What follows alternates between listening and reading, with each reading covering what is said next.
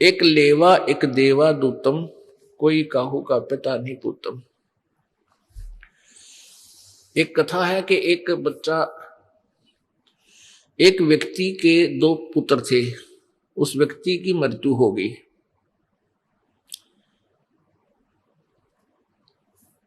और वो आपस में क्या थे कि बड़ा लड़का जो था वो दूसरी पत्नी से था।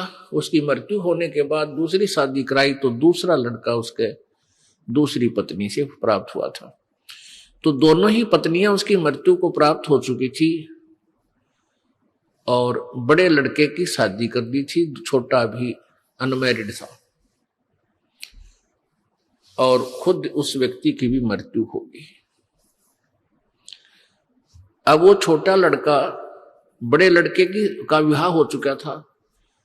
अब छोटा जो उसकी मौसी का लड़का था वो कुछ दिनों के बाद बीमार हो गया, रोगी हो गया और रोगी इतना हो गया कि 2-4 जगह दिखाया, उसे कोई आराम नहीं हुआ। किसी ने कहीं बताया, किसी ने कहीं बताया, उसमें पैसे ज्यादा लगने थे। इसलिए बड़े भाई ने और उसकी पत्नी ने एक स्कीम बनाई कि अपने यहां काफी संपत्ति है, अच्छी जमीन है, बड़े बड़े मकान हैं और ये अगर जीवित रहा तेरा भाई, वो खुद बातें करते हैं, यदि ये जीवित रहा तो आधी संपत्ति को प्राप्त करेगा और अब ये मृत्यु के निकट पहुंच चुका है, इसका इलाज करवाएंगे तो काफी पैसे लगेंगे, क्यों ना इसकी मृत्यु ही करवा दें किसी वैद्य से बात, डॉक्टर से बात करके। दोनों की एक स्कीम होगी, एक राय होगी और एक वैद्य से प्रार्थना की। वैद्य से उन्होंने कहा कि ऐसे ऐसे हमारा भाई है और उसको आप विष दे दो। वो कहने लगा मैं 500 रुपये लूंगा, क्योंकि तो फिर 2 नंबर का काम करनी तो साथ में अपना भी उद्देश्य रखते हैं। उसमें 500 रुपये आज के 5 लाख के करीब थे, तो उन्होंने स्वीकृति दे दी। उस वैद्य ने उस रोगी को ऐसी दवाई दे दी जिससे उसकी कुछ दिनों में मृत्यु होगी। अंतिम संस्कार किया, खुशी मनाई। 1 वर्ष के बाद उनके एक संतान उत्पत्ति होगी। एक लड़का उत्पन्न हुआ, इकलौता पुत्र, और संतान हुई नहीं। इकलौता पुत्र खूब लालन पालन कर रहे हैं, बढ़िया से बढ़िया आहार कराते हैं। वो गिने दिनों में वो लड़का युवा हो गया, यानी 10-12 वर्ष के बाद पहले शादी कर देते थे, 12 वर्ष के बच्चे का ब्याह कर दिया करते थे और 12 वर्ष के लड़के आज के 25 वर्ष 20 वर्ष के बच्चों से भी तगड़े हो जाते थे, ऐसा स्वस्थ शरीर होता था। अब वो लड़का जो है, उस लड़के का भी ब्याह कर दिया। शादी होने के कुछ ही दिन उपरांत वो बच्चा फिर बीमार हो गया। वो उनका लड़का बीमार हो गया, यानी पहले तो भाई बीमार था, उसकी मृत्यु होगी, फिर पुत्र हुआ तो वो पुत्र भी रोगी हो गया कुछ दिनों शादी होने के उपरांत। अब इकलौता पुत्र, उसके जीवन की रक्षा के लिए उन्होंने कोई वैद्य नहीं छोड़ा, कोई झाड़ फूंक करने वाला व्यक्ति भी नहीं छोड़ा। सबके पास गए, जो मुंह मांगा वो पैसा दिया, जो मांगा वही पैसा। कहा अब तुम मेरा बेटा ठीक कर दो, चाहे कितना पैसा लग जाए। अच्छी बहुत कीमती दवाइयां लगाई, लेकिन रिजल्ट ये हुआ कि कोई भी उसका ट्रीटमेंट नहीं कर सका। बच्चा ज्यादा ही अस्वस्थ हो गया और ऐसा लगने लगा कि शाम सवेरे ही प्राण त्यागने वाला है। वो उसके पिताजी वहां उसके पास बैठे थे, तब उस लड़के ने कहा कि भाई, अपने भाई का नाम लेकर बोला कि अब तेरा और मेरा हिसाब हो लिया पूरा, अब तू नो कर, कफन और लकड़ियां क्या हिसाब किताब रहता है वो इकट्ठी कर ले और मैं इव प्राण त्यागूंगा। अब वो कहता है व्यक्ति अपने पुत्र से कि बेटा मैं तेरा बाप हूं, तेरा भाई नहीं लगता। वो कहता मुझे सब पता है, तू मेरा क्या लगता है, मैं तेरा भाई हूं और तूने मुझे ऐसे ऐसे विष देकर मारा था और मेरा और तेरा ये हिसाब हो लिया, क्योंकि आधी संपत्ति लगभग जमीन भी गिरवा रख दी थी बच्चे के इलाज के लिए, यानी बेच डाली थी, आधी जमीन भी बेच डाली थी।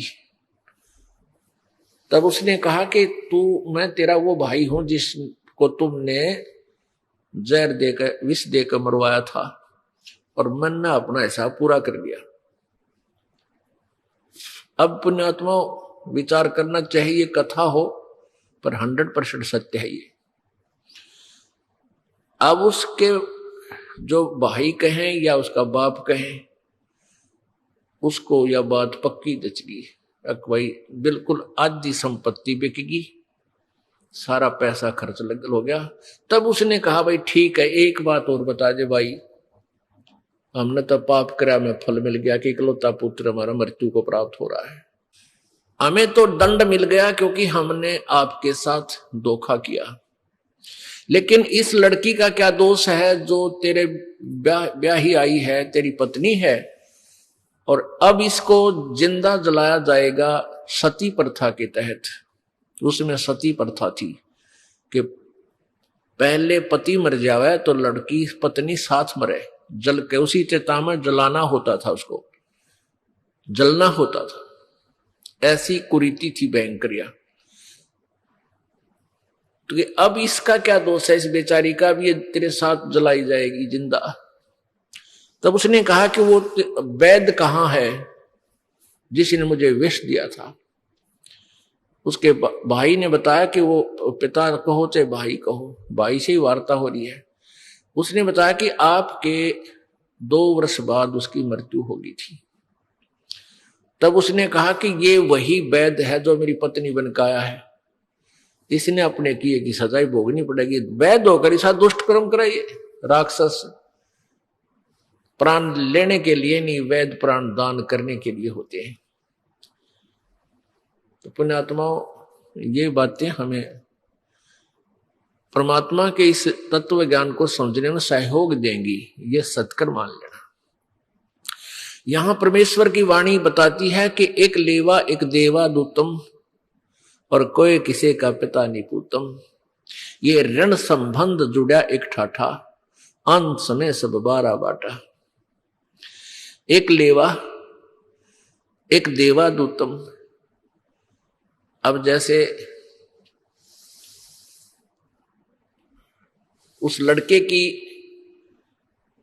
जो वो बड़ा भाई था, उसने अपने भाई की संपत्ति हड़प ली, उसको मरवा दिया।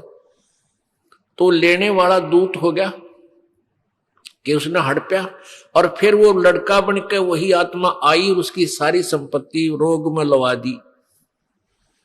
अब वो देने वाला दूत हो गया। एक दूसरा उदाहरण देते हैं। एक ऐसा बेटा है, अपने माता पिता की सेवा करता है और पिताजी घुट्टी लावे और धमकावे और बेटा कुमा कुमा के लिया और बाप की सेवा कर रहा है।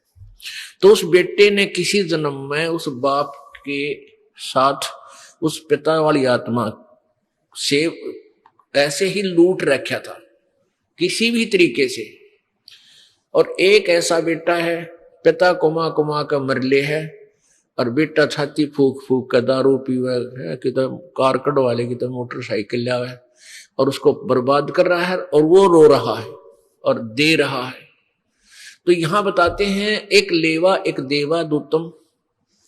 तो उस पिता ने उस बेटे वाली आत्मा से कभी किसी जन्म में धोखा किया है,